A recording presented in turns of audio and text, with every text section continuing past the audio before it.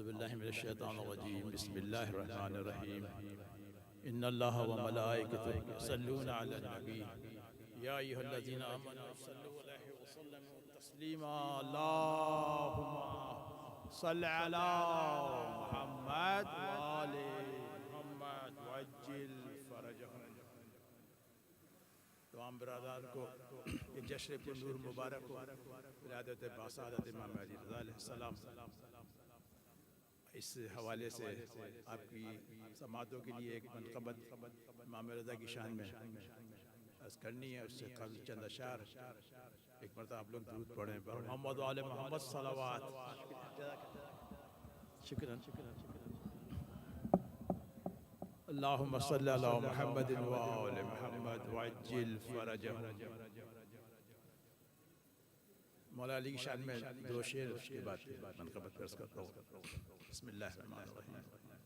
نہیں ہے کوئی سہارا سوائے نام علی، نہیں ہے کوئی سہارا سوائے نام علی، خدا ہی جانے خدا کی قسم مقام علی، خدا ہی جانے خدا کی قسم مقام علی، یہ چاند تارے فلک کہکشاں وجود و شعور، یہ چاند تارے فلک کہکشاں وجود و شعور، ہے حکم رب رہے تابع سب نظام علی، نہیں ہے کوئی سوارا نہیں ہے کوئی سہارا سوائے نام علی، خدا ہی جانے خدا کی قسم مقام علی۔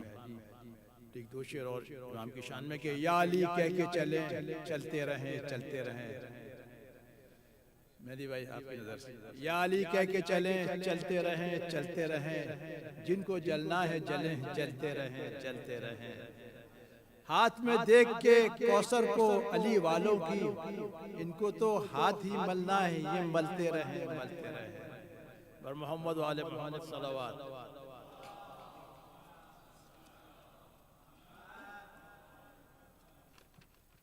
اس فقیر کا بہت عرصہ ہوا زیارت مولا امام رضا کی نصیب ہوئی تھی، اور ایسی جیسا موسم تھا بلکہ اس سے بھی زیادہ برف باری کے اندر تو ظاہر ہے پہنچتا ہے بندہ، طبیعت بھی خراب ہوتی ہے اور جو ہوتے ہیں تو یہ ایک سفر ہے جس کو رقم بند کیا ہے، اس میں آپ کو کوئی جھلک ملے گی سفر کی۔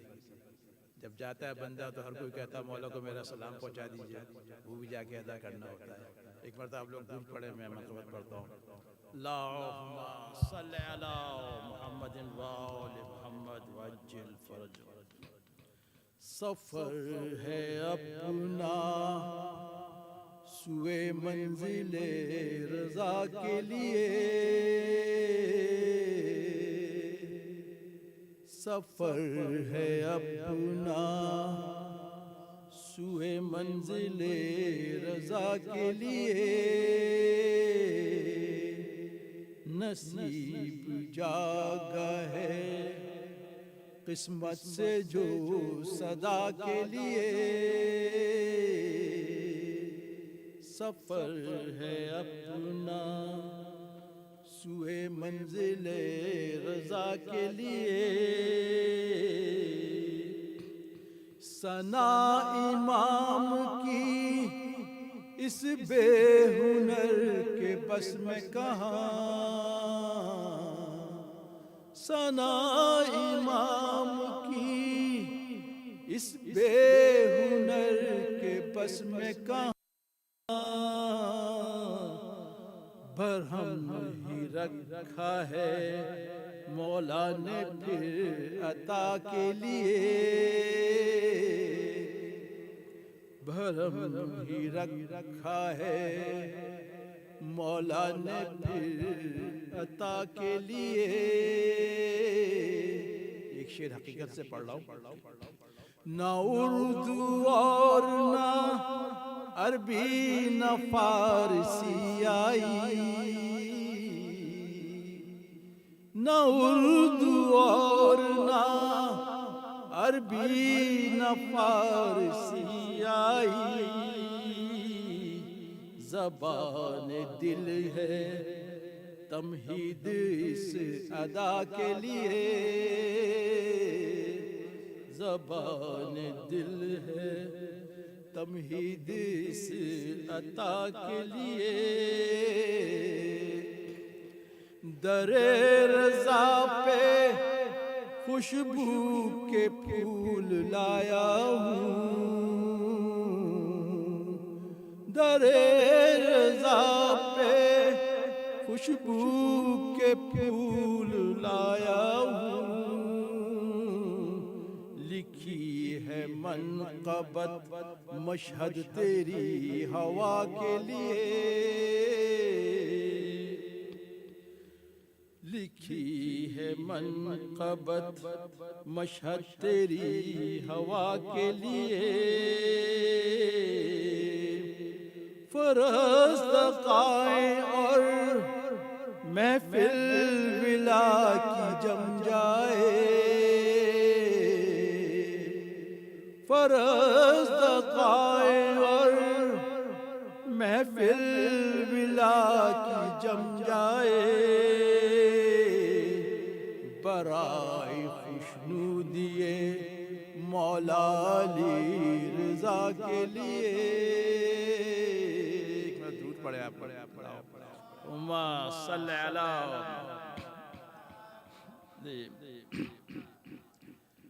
جب جاتا ہے بندہ کہتا ہے میرا سلام پہنچا دیں، تو کہ قبول کیجئے سرکار مومنوں کے سلام، حقیر لایا ہے مولا کی بارگاہ کے لیے، حقیر لایا ہے مولا کی بارگاہ کے لیے، کھڑا ہوں صحنے شفا میں آپ کی مولا، گناہ گار شرمسار یہ دوا کے لیے،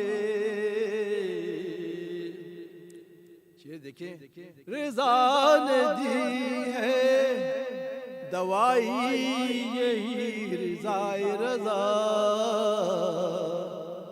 رضا نے دی ہے دوائی یہی رضا رضا، بچا کے رکھ لوں توانائی کربلا کے لیے، بچا کے رکھ لوں توانائی کربلا کے لیے، سفر کرب و بلا بیمار کربلا نے کیا، سفر کربلا بیمار کربلا نے کیا، میں سر کے بل بھی چلوں کم ہے کربلا کے لیے، میں سر کے بل بھی چلوں کم ہے کربلا کے لیے، چراغ الفت آل نبی ہے دل میں میرے، چراغ الفت آل نبی ہے دل میں میرے، اور غم حسین ہی کافی ہے ہر بلا کے لیے۔ آخری دو شعر ہیں کہ سلام زہرا زینب و قم کی معصومہ، سلام زہرا زینب و قم کی معصومہ، کرم فقیر پہ ہو ہی گیا بقا کے لیے، ثنائے معصومہ خوشنودی امام رضا، قبر میں زیارت مولا ہے اس جزا کے لیے۔ آخری شعر ہے کہ ہمیں نصیب ہو نصرت امام کی اے رضا، اٹھائے ہاتھ چلے آئے ہیں دعا کے لیے، سفر ہے اپنا سوئے منزل رضا کے لیے، نصیب جاگا ہے قسمت سے جو صدا کے لیے۔ پر محمد وآل محمد صلوات اللہ۔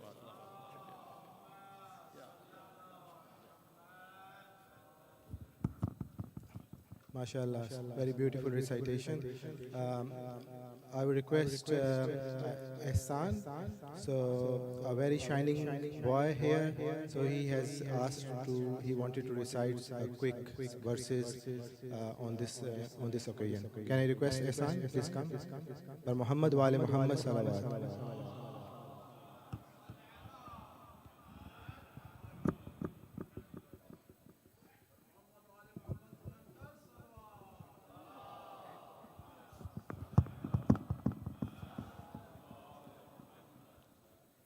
بسم الله الرحمن الرحيم. الحمد لله رب العالمين، الحمد لله رب الشاكرين، الحمد لله الذي جعلنا من المتمسكين بولاية سلطان أولياء سنگزار منبر سلمی سرور مطلبی ابن عم نبی در العطا، مهر برج انما شهسوار لافتا پیشوای انبیا، عروة الوثقا كلمة الحسنى سيد الأوصياء عماد الأسفياء ركن الأولياء عبد الله الإمام، خير المؤمنين إمام المتقين أول العابدين أسيد الزاهدين، جنة الموحدين حبل الله المتين لن يرى سماء زمين، وجه الله إلا الله نور الله سر الله أذن الله روح الله باب الله ذكر الله عبد الله أسد الله قالب جونم علي بن أبي طالب صلوات.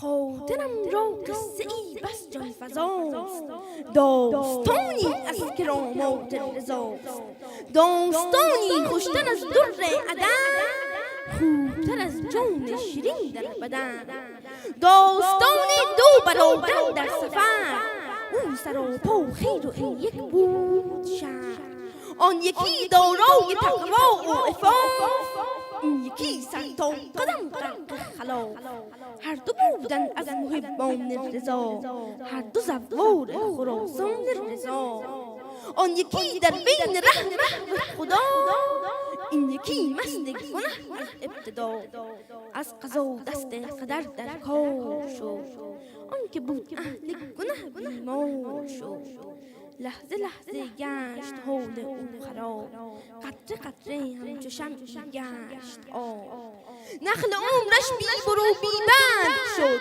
روحش از پیکر برون با مرگ شد، با کتابی خالی از حسن عمل، عاقبت افتاد در کام اجل، زائرین با محنت و رنج و فسوس، رحم آوردند و بردنش به طوس، در حریم خسرو گردون مطاف، با 200 امید دادنش طواف، در خراسان گشت مدفون پیکرش، کس ندانستی چه آمد بر سرش، با چنان جرم و گناه بیشمار، بر حالش برادر صدا، کی برادر با چنین جرم عظیم، چون کند با تو خداوند کریم، از قضا در خواب دید او را شبی، صورتش همچون درخشان کوکبی، عفو حق گردید او را سرنوشت، قبر او گردیده باقی از بهشت،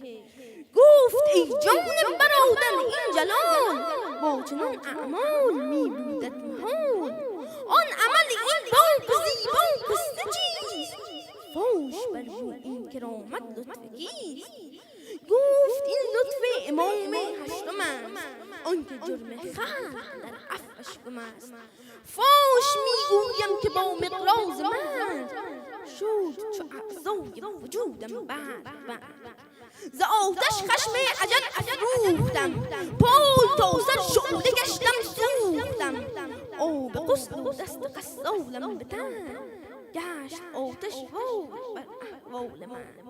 میزدندم تازیان دو منک، آتش از تابوت میشد بر فلک.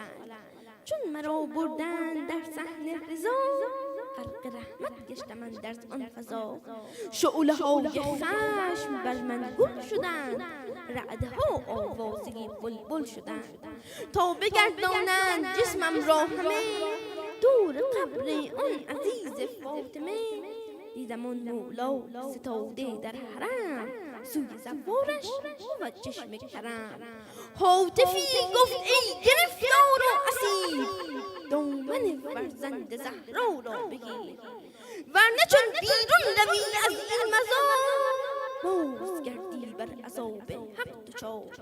چشم بگشودم سوی آن مقتدا، اشک ریزان میزدم او را صدا. کی به سویت خلق آورده پناه، روسیا هم روسیا. رهبر حال تباهم یا رضا، بی پناه هم یا رضا. هرچه آوردم برون آه از نهاد، یوسف زهرا جواب را نداد. هاتفم گفت ای سراپا اضطراب، گر که میخواهی تو از مولا جواب. نام زهرا را ببر در محضرش، ده قسم او را به حق مادرش. لاجرم آهی کشیدم از جگر، گفتم ای ریحانه خیرالبشر. تا نرفتم از درت دستم بگیر، جان زهرا مادرت دستم بگیر. نام زهرا را چو بردم بر زبان، اشک مولا گشت بر صورت روان. برد سوی آسمان دست دعا، گفت ای عفو تو فوق هر خطا. بارلاها بنده اندر این حرم، بر زبان آورد نام مادرم. بگذر از جرم و گناه او همه، عفو کن او را به جان فاطمه. نام زهرا عاقبت اعجاز کرد، حق در رحمت برویم باز کرد. یا رضا عبد گنهکار توام، مجرمی در بین زوار توام. من هم سر تا قدم جود و کرم، در حضورت نام زهرا برم. ای همه چشم و امیدم بر درت، یک نگاه هم کن به جان مادرت صلوات. Muhammad wa Ali Muhammad wa Ajil Faraj. MashaAllah, very energetic and very confident, MashaAllah, Ahsan. So the second last item of today's is Brother Atai. I will request Brother Atai for a few verses on this holy Quran. Brother Muhammad wa Ali Muhammad Salawat.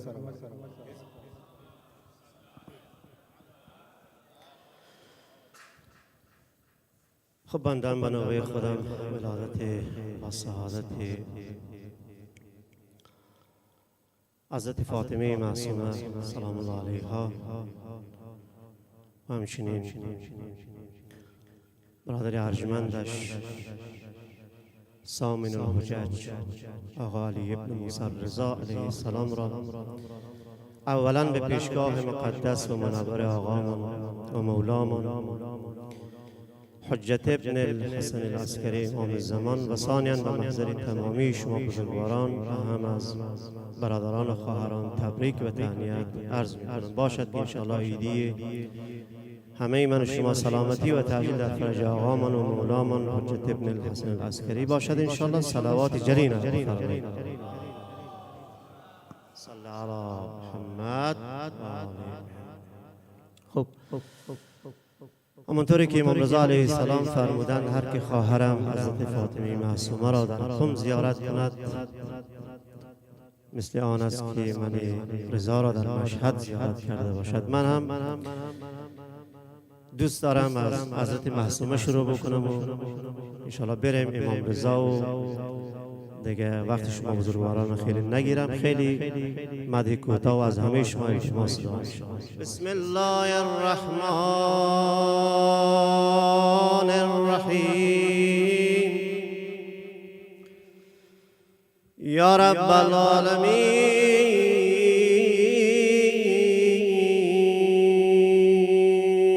مرغ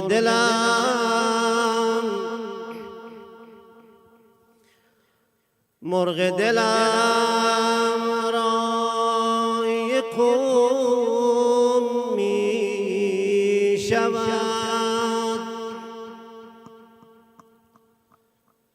مرغ دلم رای قوم می شود.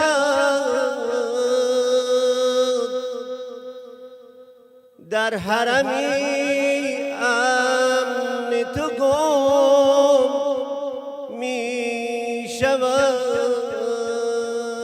عمه سادات سلام علیک.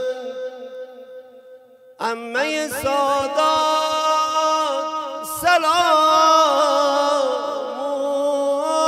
علیک.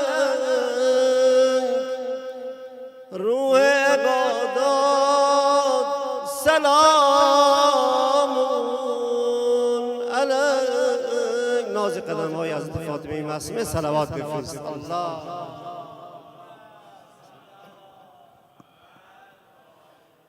ای که چون من هزارها داری، آقا جان آسمانی پر از دعا داری. دستهایم دخیلتان هستند مولا،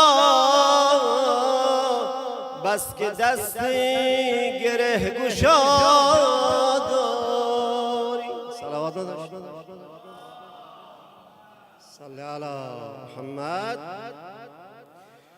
آقا جان از گدا هم کریم میسازی، بس که اجاز کیمیا داری. من هوای تو را به سر دارم، من هوای تو را به سر دارم. تو هوای دلی مرا داری، تو هوای دل مرا داری. مولا هرچی بیمار هم بیاید باز، تو برای همه دوا داری. صلوات بگو خیر بگو. صلی علی. دل شکسته کسی به من میگفت، خوش به حالت امام رضا داری. شوید از خیر بگو. دوست دارم این جمله رو یک بار دیگه. دل شکسته کسی به من میگفت، خوش به حال امام رضا یاری همه صلوات بفرست. خیر ببینید. صلی علی محمد. سلطان ابوالحسن علی ابن موسی رضا. سلطان ابوالحسن علی ابن موسی رضا. سلطان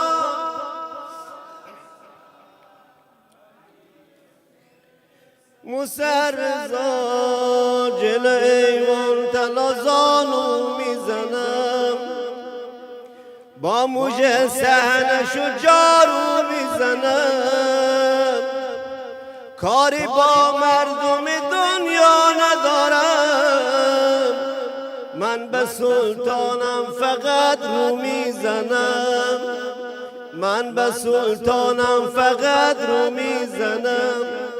دارو ندارمی صاحب اختیارمی، دارو ندارمی صاحب اختیارمی. مهمانی ویژه‌ای وقت احتضارمی، از سلطان ابوالحسن علی ابن موسی رضا.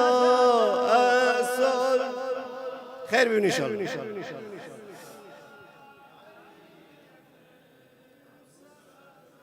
از سلطان ابوالحسن علی ابن موسی رضا. توی سلطان و منم رعیتی، توی سلطان و منم رعیتی. کی میگه حرف دل و براحتی، اگر میشه شب میلاد آقا مهمانم کن یک غذای حضرتی، مهمانم کن یک غذای حضرتی. از سینه غم ببر آقا بدم ببر، روزی تولدت ما را حرم ببر، روزی تولدت ما ماشاءالله، روزی تولدت ما را حرم. همه بگن روزی تولدت. اولین بار که زیارت آمدم، اولین بار که زیارت آمدم، توی اون لحظه توفانی آقا مادرم میگفت چقدر مهربانی، پدرم میگفت که سلطانی آقا، پدرم میگفت که سلطانی آقا. سلطان تری تو ای آقا امام رضا، سلطان تری تو ای آقا امام رضا. از سلطان ابوالحسن علی ابن موسی رضا، از سلطان ابوالحسن علی ابن شب جشن دی خیر بینید. از سلطان ابوالحسن علی ابن آمدن دستا. باز باران با ترانه با نوایی از خراسان میخورد بر بام قلبم. السلام ای شای خوبان بزن. باز باران با ترانه، باز باران با ترانه با نوایی از خراسان میخورد بر بام قلبم. السلام ای شای خوبان، السلام ای شای خوبان، السلام ای شای خوبان. بیقرارم بیقرارم بیقرارم بیقرارم بیقرارم بیقرارم بیقرارم. عشق بار شوق یارم بیقرارم بیقرارم، عشق بار شوق یارم بیقرارم بیقرارم بیقرارم بیقرارم. یا رضا جان یا رضا جان یا رضا جان یا رضا جان یا رضا جان. همه نمیگن یا رضا جان یا رضا جان یا رضا جان یا رضا جان.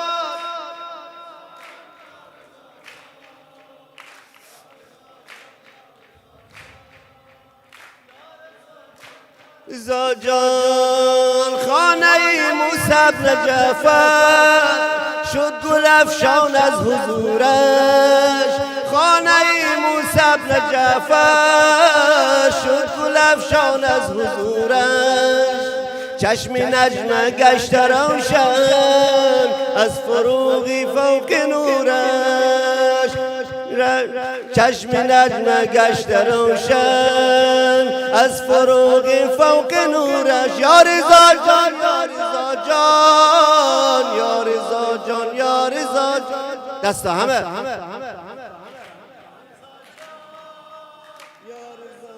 یا رضا جان. باز آمد نوبهاری بر زمین از لطف یزدان، نسل هفتم را خدا داد گویا برنامه ایران، گویا برنامه ایران. یا رضا جان یا رضا جان یا رضا جان یا رضا جان یا رضا.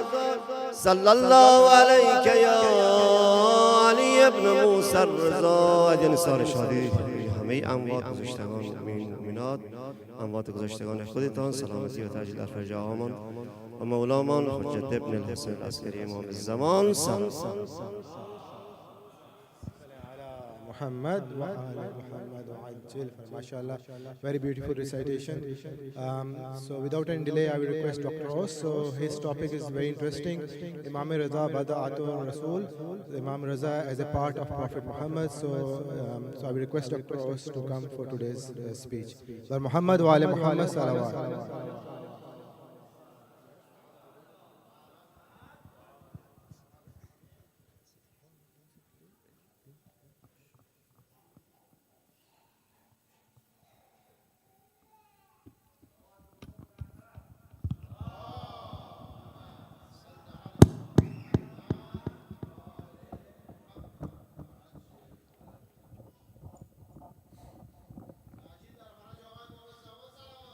اللهم صل على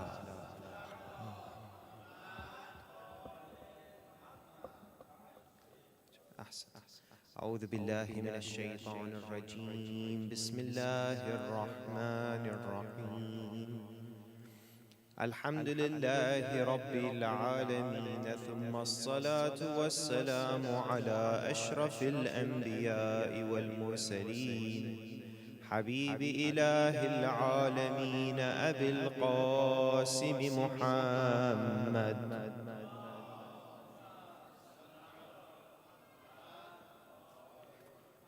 وعلى آله الطيبين الطاهرين المظلومين المعصومين، واللعنة الدائمة على أعدائهم من الأولين والآخرين. السلام عليك يا مولاي وابن مولاي يا أبا الحسن، يا علي بن موسى الرضا، أيها المرتضى يا شمس الشموس. قال رسول الله صلى الله عليه وآله: ستدفن بضعة مني بأرض خراسان، لا يزورها مؤمن إلا أوجب الله عز وجل له الجنة وحرم جسده على النار. صلوات.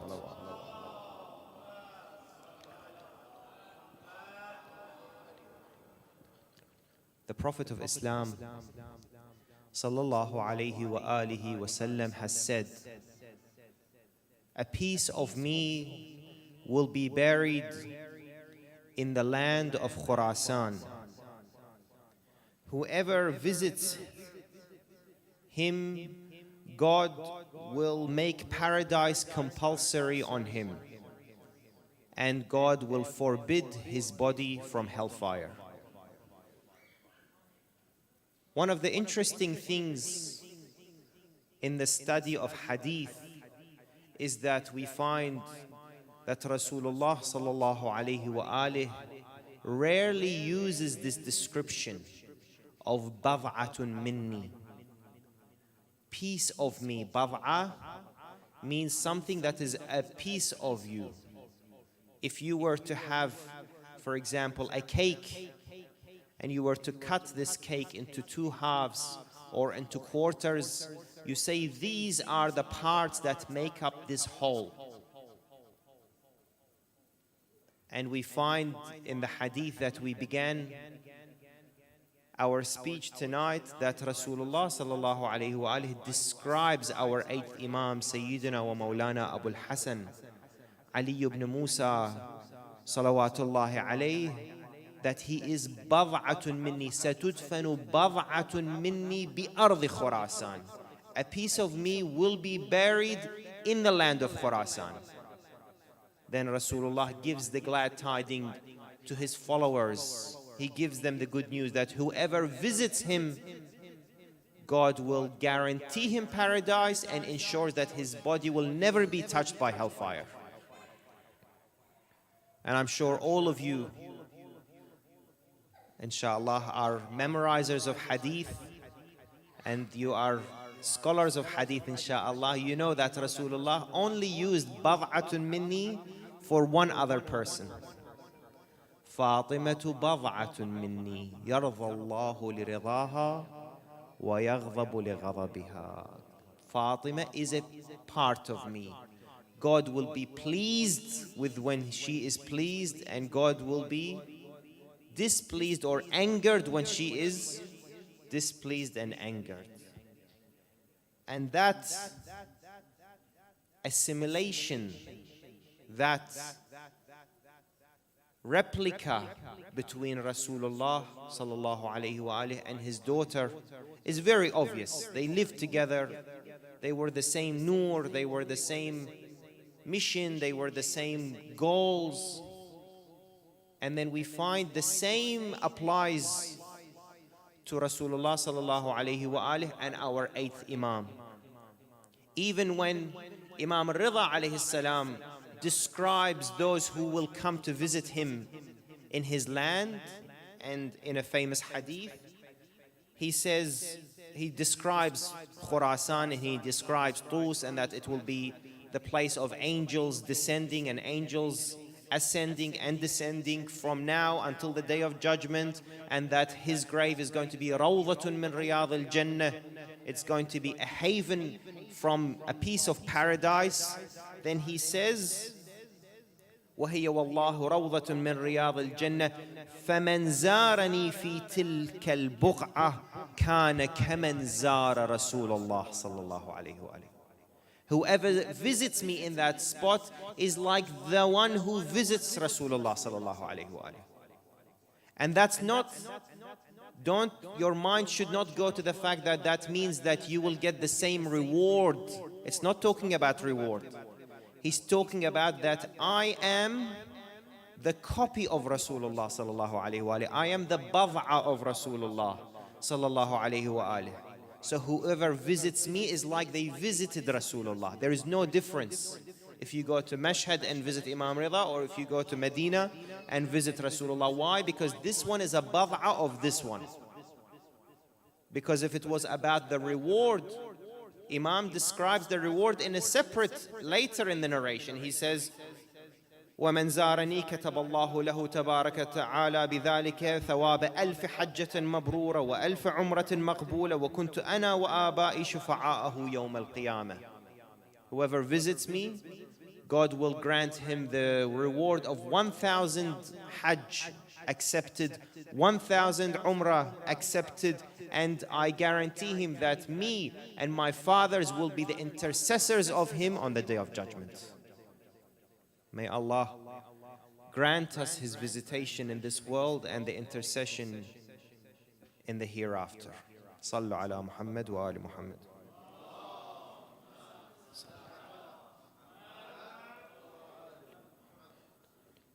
So many examples in the life of Sayyidina wa Mawlana Abu al-Hasan salamullahi alayhi, where we see this assimilation between Rasulullah and him. Even in day-to-day things, in the intricacies of what he used to say, what he used to dress, how he used to act. I will give you one example, and inshallah we move on to analyze more how he became bad'atu Rasulullah. You know that Imam, when he left from Medina, he was taken in a very irregular path to Khurasan.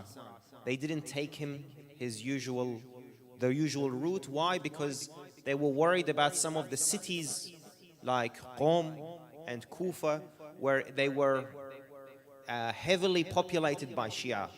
So they didn't want that. They took him through different cities. One of the cities that they took him past is Basra. And this man, by the name of Ibn Alwan, he says that one night I had a dream that I was standing outside the masjid of Basra, and I heard the call, Ya Ahl al-Basra, Ya Ahl al-Basra, qad ja'akum Rasulullah sallallahu alayhi wa alayhi. This is in his dream. Sallu ala Muhammad wa ali Muhammad.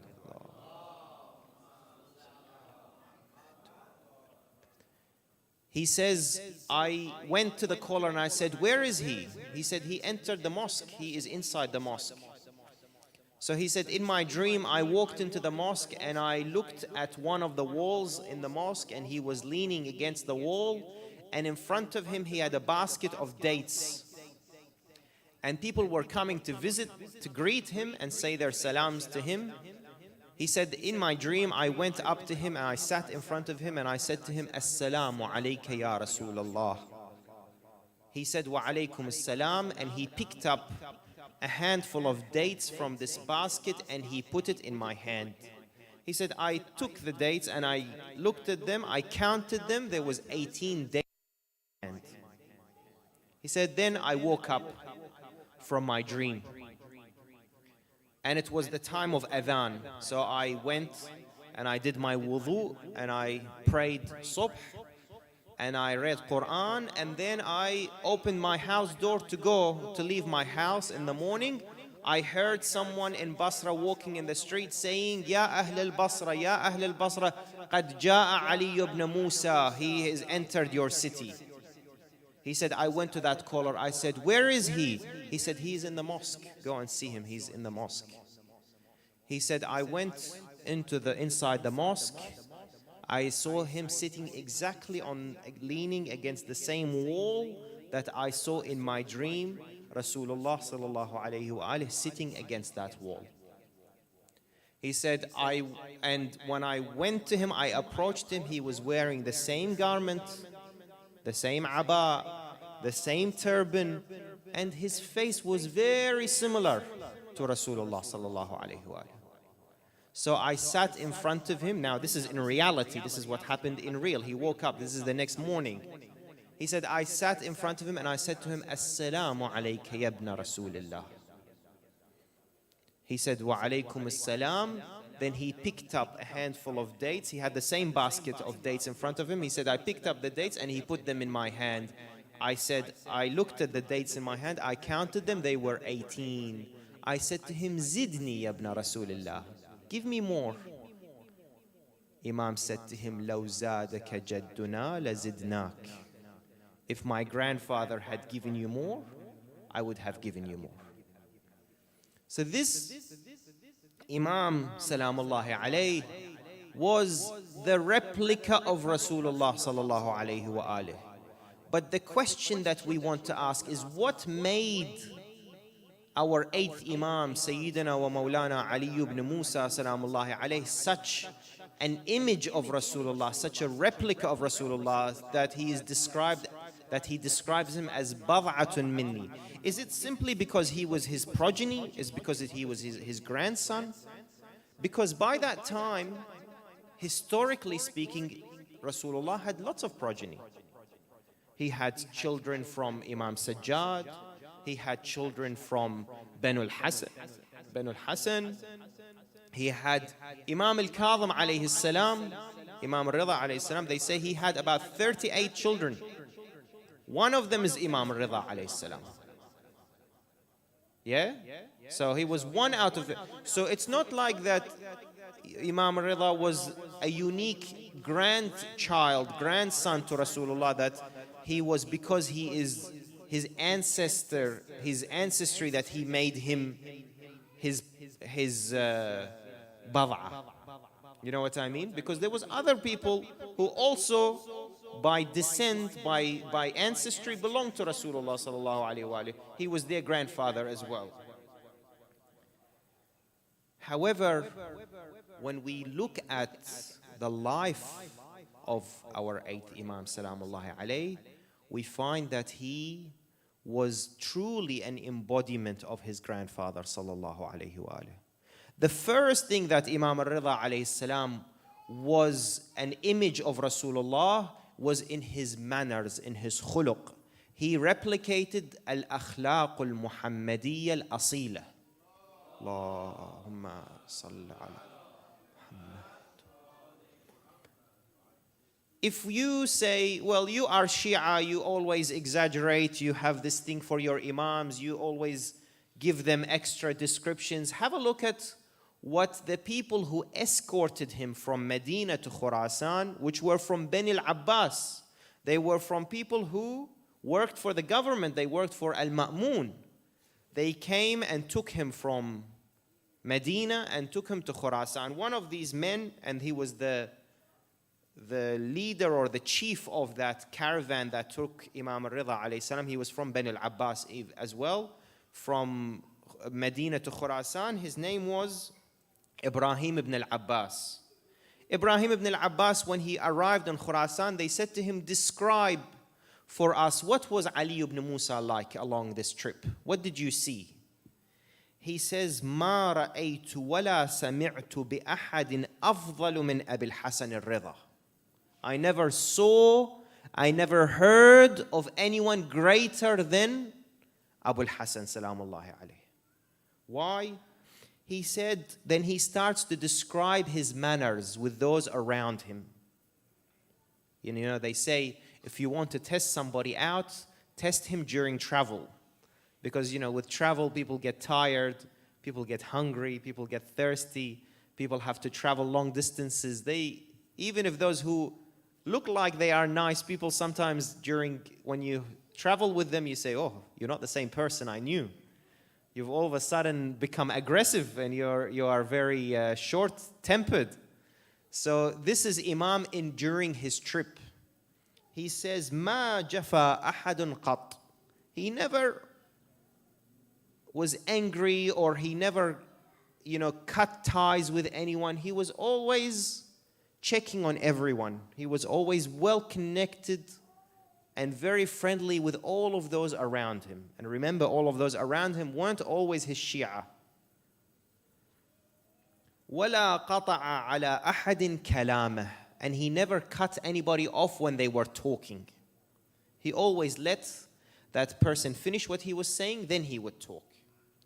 ولا رد أحد على حاجة عن حاجة. No one came to him and said, I need something, and he said to him, I can't do it for you. He always said, I can help. He always helped. Just like, the poet that describes Imam Sajjad alayhi salam. He says, if it wasn't for La ilaha illallah, his La would become Na'am. Because they never said no to anyone when it come to them asking for help. وَمَا مَدَّ رِجْلَيْهِ بَيْنَ جَلِيسِهِ. He never stretched his legs in disrespect for whoever was sitting in front of him. وَلَا اتَّكَأَ قَبْلَهِ. And he never, somebody come to sit next to him, he never leaned against the wall before him. He would always wait for that person to get comfortable first, then he would get comfortable.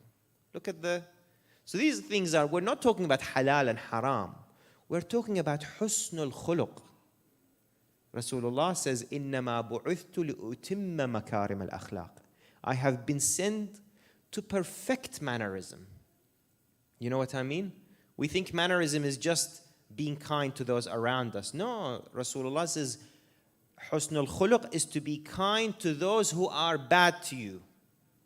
To be extra kind and extra helpful to all of those around you, so much so that no one is ever worried that you may harm them one day.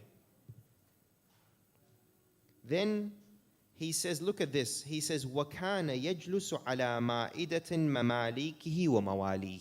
If it was time for a meal, breakfast, lunch, dinner, he would always set the food to sit with his servants and his slaves. He would sit on the same sufra and eat with them.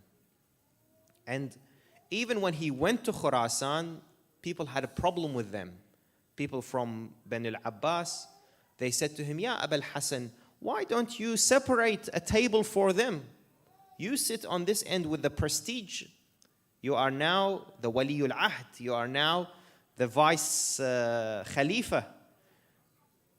Why don't you sit on a separate table to these servants and these slaves? He said, Meh, inna al-aba wahid, wal-umma wahida, wal-rabbu wahid. Our mother is one, our father is one, and our Lord is one. So what makes me better than them? We should all sit together and eat. This was the first part of the features of Imam al-Redha alayhi salam that made him a replica of Rasulullah in his khuluq. Because sometimes you observe somebody's mannerism, he reminds you of someone else. You say, the way you conduct yourself reminds me of this person. The way Imam al-Redha alayhi salam conducted himself was like people were watching Rasulullah sallallahu alayhi wa alihi in his mannerism. The second thing was Imam al-Redha alayhi salam was the carrier of the knowledge of Rasulullah sallallahu alayhi wa alihi. And that was very critical, because you know that Islam went through three main outbursts of knowledge. Yeah? Three main stages. The first one is the stage of Rasulullah sallallahu alayhi wa and Amir al-Mu'mineen. They were the ones who came to take these people out from Jahiliyyah to enlightenment. The second main uplift that the nation underwent is the time of Imam al-Baqir and Sadiq salamullahi alayhima, is that there was schools of thought developing, different imams who claimed themselves to be imams, different teachers, and Imam al-Baqir and Imam al-Sadiq alayhim salam, they dispersed the knowledge in their ways. And the final stage is the stage of Imam al-Redha alayhi salam, where he unleashed and opened a whole lot of new sciences to the Muslim world that were uncovered, that were covered completely in the past. I just give you one hadith so you can imagine, just to bring to your mind, if you can, what kind of knowledge Imam al-Redha alayhi salam opened and revealed. This hadith, and it's an authentic one, it says, إن موسى بن جعفر عليه السلام كان يقول لبنيه هذا أخوكم علي بن موسى عالم آل محمد اللهم صل على محمد. Imam al-Kadhim alayhi salam, our seventh Imam, used to gather his children, and you used to say to them, look, your brother Ali, he is the most learned of this family. Then he used to say, فَاسْأَلُوهُ عَنْ أَدْيَانِكُمْ وَاحْفَظُوا مَا يَقُولُ لَكُمْ. Ask him whatever you have about your religion and learn everything he says. Then look at this interesting part. فَإِنِّي سَمِعْتُ أَبِي جَعْفَرَ بْنَ مُحَمَّدَ عَلَيْهِمَا السَّلَامِ غَيْرَ مَرَّةٍ يَقُولُ. Imam al-Kadhim says, I have heard my father Ja'far ibn Muhammad multiple times say to me, إِنَّ عَالِمَ آلِ مُحَمَّدْ لَفِي صُلْبِكَ وَلَيْتَنِي أَدْرَكْتَهُ فَإِنَّهُ سَمِيُّ أَمِيرِ الْمُؤْمِنِينَ عَلِي. Imam al-Sadiq used to say to Imam al-Kadhim alayhi salam that your son will be Alim Ali Muhammad, and I wish if I had seen him, for he is named after Amir al-Mu'mineen Ali alayhi salam. Imam al-Sadiq wishes that he lived long enough to have seen Imam al-Ridha alayhi salam for the knowledge that he was going to carry to the world. Of course, we don't believe that the Imams alayhim salam, one had less knowledge than the other. They are all nurun wahid, ilmun wahid. They all inherited the same knowledge, which is the knowledge of Rasulullah sallallahu alayhi wa alihi. However, Imam al-Ridha alayhi salam, as we will learn inshaAllah in the next few minutes, he had the opportunity to reveal this knowledge that previous Imams didn't have the opportunity.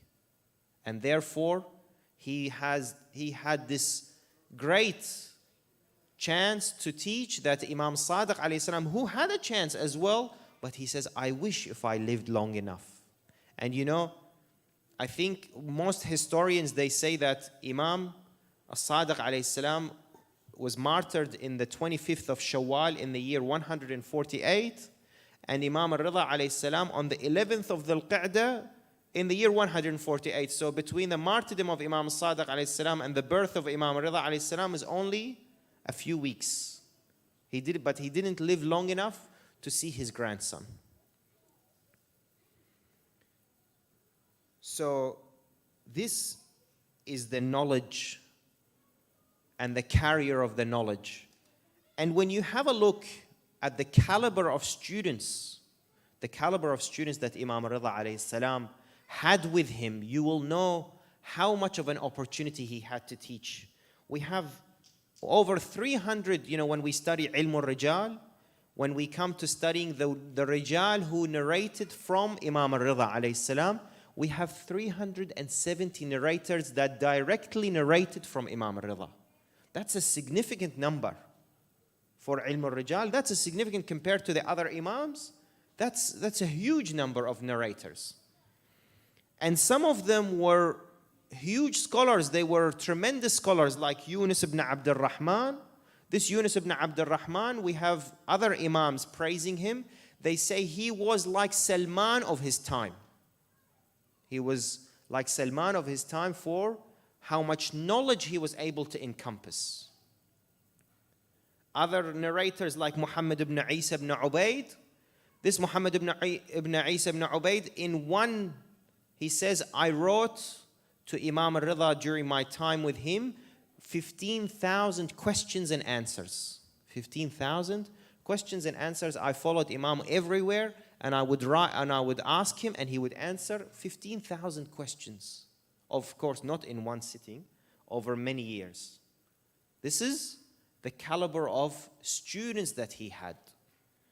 The second thing is the time opportunity that Imam had to teach. You know that Imam Salamullahi alayhi was born in Medina in the year 148, and he lived in Medina all the way to the year 200. He actually lived over 50 years in the city of Medina. Even when his father, Imam al-Kadhim alayhi salam, was in prison, and he came back to Medina, and then Imam al-Kadhim alayhi salam was martyred, Imam al-Ridha alayhi salam stayed put in Medina for the whole time. And during that time, they say, imagine over 50 years, they say from when he was a teenager, from when he was a young man, that his beard had not completed in length. You know what I mean? When boys in their teenage years, they still have a patchy beard. He said even when he was like that, he had a spot in Masjid al-Nabi. He had a place in Masjid al-Nabi, ustuwana, they say that it was like a pillar that he used to sit against. The scholars know that if they ever had a question that everyone got stuck on, no one could answer, they would say, go to that ustuwana, go to that pillar. Ali ibn Musa sits there, he knows how to answer it. And this, if you count from roughly when he was a teenage boy up until he was about 52 years of age, that's almost 40 years that Imam Ridha alayhi salam managed to stay in Medina and teach and spread the knowledge, and he was untouched. Until obviously in the year 200 that he had to leave from Medina to go to Khurasan, and he only lived in Khurasan for about 2.5 years. So the majority of his life he spent teaching in his grandfather's mosque. Then came another opportunity. Even when he was displaced from his home city, he got another opportunity to show a different side of hadith, a different side of knowledge, a different side of Islam. You know that obviously in Medina, Imam was teaching Islamic sciences. However, when he landed in Khurasan, Al-Ma'mun was plotting to try to defeat the Imam in one way or another. They say that Imam Redha alayhi salam was sitting with one of his companions. His name was Hassan al-Nawfali. And while he was talking to al-Nawfali, someone knocked on the door. They said to him, his servant his name was Yasser. He said to him, Ya Abul Hassan, al-Ma'mun, and in the narration says Amir al-Mu'mineen, as Amir al-Fasiqeen, al-Ma'mun al-Abbasi wants to see you. He needs to speak to you immediately. Imam Redha alayhi salam, he said, why? What does he need me immediately for? He said he has special guests that have come from all around the world, and he wants you to meet them. Imam turns around and looks at Nawfali. He said, Ya Nawfali, what do you think the intentions of Al-Ma'mun is? What do you think Ma'mun wants from me? He said to him, Yabna Rasulullah, Ma'mun knows that no one knows better Qala Rasulullah wa Qala Allah more than you. Ma'mun knows no one can defeat you when it comes to Quran and Islamic sciences, Hadith and Quran. He says he has brought people that do not believe in Quran and Hadith so that they shall defeat you. That's his plot. Because he says every time I bring him a Muslim scholar, he beats him because he knows Quran better and he knows Hadith better. So let me bring him non-Muslims. He says, Imam says to Nawfali, he says, Ya Nawfali, do you know when Al-Ma'mun will become regretful? He says he will become regretful when I debate the Jewish with their Torah and the Christians with their gospel and the philosophers in their philosophy. And then he will be regretful when he realizes, not only do I have the knowledge of Islam, but I have the knowledge of all the previous religions. And that's exactly what happened. They say Imam Redha alayhi salam got up and went, and the first one he came, and there was a committee of Christians and Jewish rabbis, Christian priests, other priests from other religions, philosophers, atheists, all waiting to speak to Imam. The first one that spoke was, they say in the narration, Ra'sul Jathiliq. Jathiliq means Catholic. Ra'sul Jathiliq is Catholic. He was the chief of the Catholics, what we call in this day and age the Pope. The Pope, the Christian priest, said to Imam Redha alayhi salam, Ya Abul Hassan, how do we know that your grandfather is a messenger from God? Imam Redha alayhi salam said to him, do you read the gospel? Do you read the gospel? He said, yeah, of course. He said, open chapter this, chapter 4, verse this. Isa alayhi salam has said, and he began to recite for him the gospel. This Catholic, he said, he read for me the Bible in its original language, in the original Aramaic language that it was revealed to Isa alayhi salam in. He said, until I felt like I wanted to faint because it was like I could hear Isa ibn Maryam alayhi salam reciting it. Then the verses he was reading for him were verses that Isa alayhi salam is prophesying the upcoming of the next prophet, which is Rasulullah sallallahu alayhi wa alayhi. Then he says to him, O Catholic priest, Ya Ra's al-Jathaliq, you kept the description of Rasulullah and his family in the Bible, but you removed his name. You had removed from this verse where it had mentioned that his name was Ahmad. So he said to him, do you want me to continue? He said, no, that's enough. The next one to ask was Imran al-Sabi'i. Sabi'i are people from Sabian, what they call it in English, the Sabian faith, not very well known in the Western world, but they are predominantly in Iraq and Syria and maybe, I think, parts of Iran maybe. So Sabians or Sabi'a, they believe, they also have a holy book and they believe in the prophets up until Yahya ibn Zakaria alayhi salam. Imran al-Sabi'i begins to ask Imam Redha alayhi salam about the prophets, about Allah, about the Quran, about the alamat of the nubuwwah of Rasulullah sallallahu alayhi wa alihi. Imam answers until the call of adhan.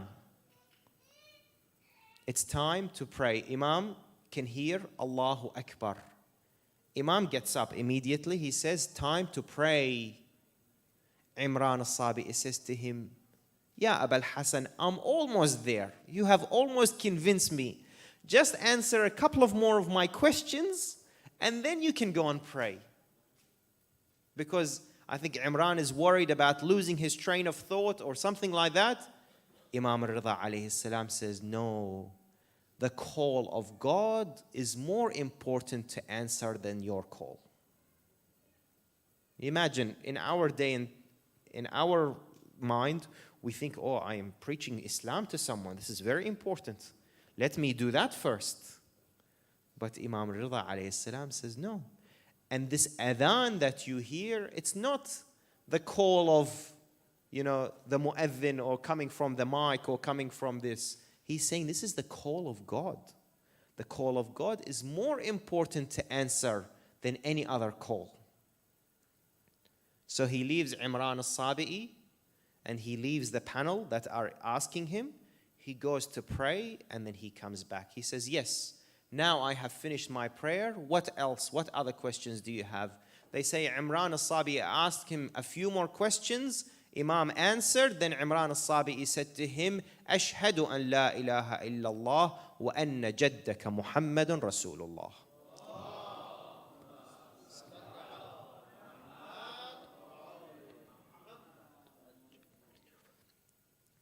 This knowledge, alhamdulillah, some of it we have received.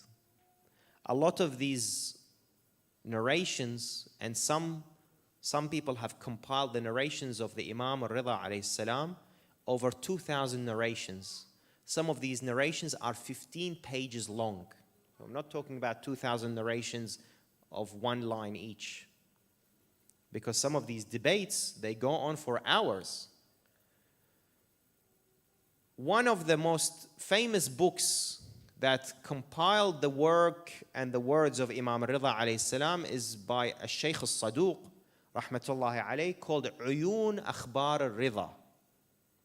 Uyun Akhbar al-Redha. Uyun Akhbar al-Redha doesn't mean all of the ahadith of Imam al-Redha. Uyun means the best of them, the highlights of what I have collated. If the uyun is this, imagine what the rest was like. And this Uyun Akhbar al-Redha is 2 volumes. Each volume is very thick. And Shaykh al-Saduq narrates many of these. And you find that Uyun Akhbar al-Redha have narrations in all fields of science.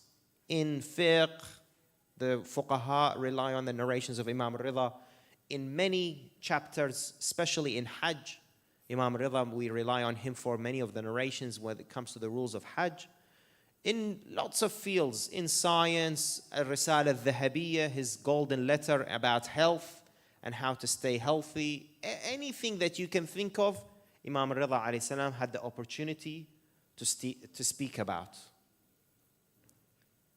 And therefore, Another great thing that the Imam had to do, and this is very important, a lot of us don't realize, is that the Imam had the opportunity to correct and to rectify a lot of the deviant ahadith that were placed in lie about his forefathers. Because you know that there was a big movement of what's called ghulat at the time of Imam al-Baqir, Imam al-Sadiq, and Imam al-Kadhim alayhi salam. Those ghulat, they said things like Musa ibn Ja'far alayhi salam, salawatullahi alayhi, was not a man that would die. God raised him to paradise and he will come back one day. And the ghulat said that Imam al-Sadiq alayhi salam is not a man, he is the reincarnation of God on earth. And things like that. And the things that the ghulat did is they started putting false narrations about the Imam in the books of the Shia. And Imam al-Redha alayhi salam, one of his missions was to go back to these narrations and authenticate what's authentic, and to erase and remove from the books of the Shia what's not authentic. And that's why some of our scholars now, they say if it wasn't for this work that Imam al-Redha alayhi salam had done, our books would be riddled with ahadith al-ghulat. We would not be able to distinguish right from wrong if it wasn't for what Imam did in that time. I have taken too much of your time. I will conclude with one last hadith, just one thing that I want to share with you from Uyun Akhbar al-Redha, because this hadith, I think, is very interesting, that the Imam salamullahi alayhi not only had the knowledge, but he had the wisdom. You see, in Quran, a lot of times Allah subhanahu wa ta'ala talks about ilm and talks about hikmah, having wisdom. Sometimes you might be knowledgeable, but you don't know when is the right time to use your knowledge. The Imam salamullahi alayhi, he was alimun hakim, hakimun ilahi, that he used his knowledge in the right way, he spoke to each person in the way that would engage him. The way you speak to people in Medina, in the Masjid of Rasulullah, is different to the way you speak to the Christians of Khurasan. Is different to the way you speak to the mukhalifin, in the way that the people who weren't his Shia, for example, the way he spoke to the people of Nayshabur on his way to Khurasan. One of the meetings with Al-Ma'mun al-Abbasi, he says to him, Ya Abul Hasan, the Shia say that Ali ibn Abi Talib is qasimul jannati wal nar. Shia say that Ali is the divider of heaven or hell. How do you justify that? In other words, it's like, that's hard to swallow, How do you explain to me that Ali ibn what? Ali stands on the Day of Judgment and says, you go here, you go there? How does that work? Imam al-Redha alayhi salam says to him, Ya Ma'mun, don't you narrate from your grandfather Ibn Abbas? Because the Abbasiyin, they used to be very proud that they are the descendants of who? Ibn Abbas, the cousin of Rasulullah sallallahu alayhi wa sallam. And he was a good narrator. He narrated lots of narrations. He says, don't you narrate from your grandfather Ibn Abbas that Rasulullah sallallahu alayhi wa alihi said, Ya Ali, la yuhibbuka illa mu'min wa la yabghuduka illa munafiq? Don't you narrate that Ibn Abbas narrates from Rasulullah, Aliyun hubbuhu iman wa bughduhu kufr? Ali, his love is belief and his hatred or animosity is disbelief? He said, yes, we narrate this hadith. He said, فَهَذَا قَسِيمُ الْجَنَّةِ وَالنَّارِ. That's it. That's the division between heaven and hell. If you love him, you'll go to heaven. If you don't love him, that's hell. فَهَذَا قَسِيمُ الْجَنَّةِ وَالنَّارِ. اللهم صل على علي بن موسى الرضا المرتضى الإمام التقي النقي وحجتك على من فوق الأرض ومن تحت الثرى. اللهم ارزقنا في هذه الدنيا زيارته وفي الآخرة شفاعته. اللهم ارزقنا من علمه الوافر. اللهم هب لنا من خلقه الكريم. Oh Allah, grant us, even if we grant us in this blessed night an ounce of the knowledge of this great Imam. Even if you grant us a glimpse of the khuluq, of the manners of this great Imam, we will definitely be successful. اللهم ارزقنا زيارته وشفاعته وإلى أرواح المؤمنين والمؤمنات ومن مات على الولاية. رحم الله من قرأ الفاتحة مع الصلوات.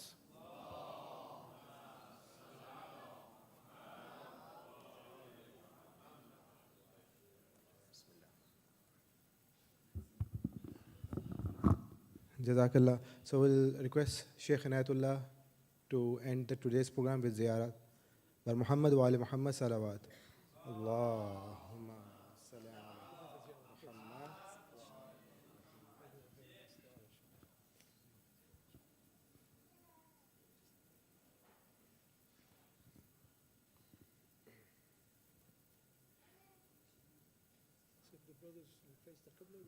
So we face the Qibla.